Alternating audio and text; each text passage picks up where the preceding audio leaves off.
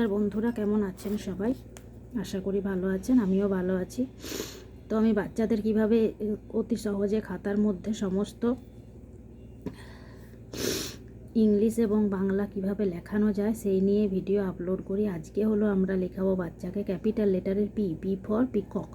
Peacock মানে ময়ূর।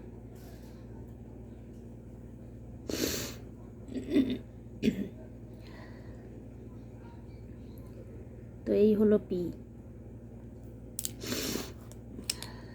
যদিও আমরা খুব সহজভাবে লিখে দিচ্ছি, মনে হচ্ছে বাচ্চা লিখতে পারবে, কিন্তু বিন্দুগুলি না জুড়ে দিলে, বিন্দুগুলি জুড়তে জুড়তে তারা অতি সহজে শিখবে। বাচ্চাদের কাছে যে কোনো লেখায় যেটা আমাদের মনে হয় সহজ, খুব তাড়াতাড়ি লিখতে পারবে, বাচ্চাদের কাছে সেটা কিন্তু সহজ হয় না।